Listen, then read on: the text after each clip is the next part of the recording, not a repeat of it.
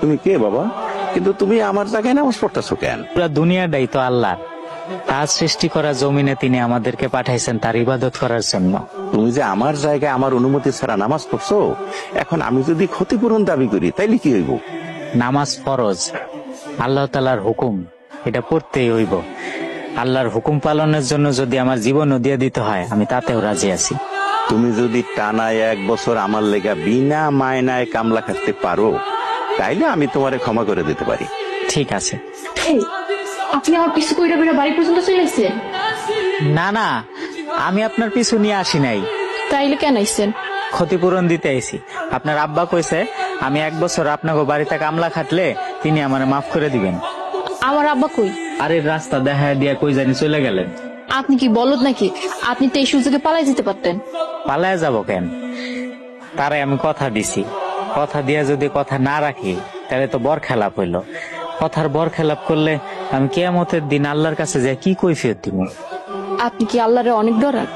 জি, আমি আল্লাহরে অনেক ডরাই।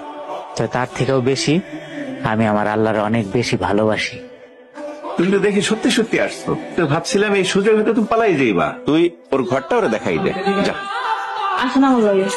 ওরা আসলেই সত্যি সত্যি অনেক ভালো।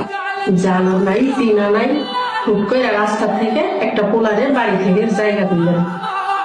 আরে মেয়ের একটা সৎ ছেলে, ওর মতো নামাজি এবং বিশ্বাস ছেলে তুমি এই তল্লাটে খুঁজলে 1001টাও পাইবা না, বুঝলা? হয়েছে, একদিনও হয় নাই তারে আপনি চিনছেন, এর মধ্যে তারে নিয়ে এত গুণগান। আরে তোমার তো ছেলের মতো চোখ নেই, তুমি তো চোখ থাকতো বন্ধ। ওরে আমি পরখ করে দেখছি। তুমি রাতের খাবার তো খাও না, বসো আমার সাথে বসে রাতের খাবার খাও। হ্যাঁ কেন আমাকে লগে খাইব? আমরা হইলাম মাহাজন, সে হইল সামান্য কামলা। আরে কামলা খাটনের কথা তো আমি, আরে ওরও তো শুধুমাত্র আমি পরীক্ষা করার লেগে কইছিলাম। এই বাড়িতে থাকতে হইলে কামলা হয়েই থাকতে হইব। একটা অপরিচিত পোলার লেগা আপনার এত দরদ কেন বুঝি না। বুঝবা বুঝবা, একটু সবুর করো।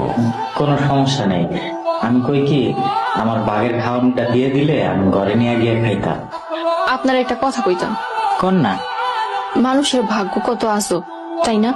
হঠাৎ এই কথা কইতাছেন কেন? এই যেমন দেখেন, আমার কারণে আপনি মাই ফেরেন, কই আমি ক্ষতিপূরণ দিব, সেখানে আপনি ক্ষতিপূরণ দিতেছেন।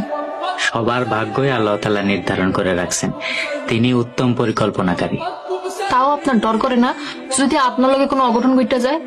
আল্লাহ তাআলা বলছেন যত বড় বিপদই আসুক না কেন বিপদে ধৈর্য ধারণ করতে।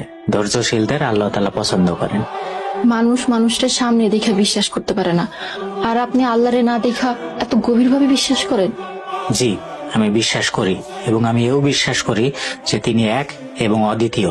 এখন আপনি কিছু মনে না করলে আমি খাবারটা খাইতে চাই, আমার অনেক খিদা লাগছে। আচ্ছা, আপনি তাইলে খান, খাওয়া শেষ হলে পেট দিয়ে আইসেন। জি আচ্ছা।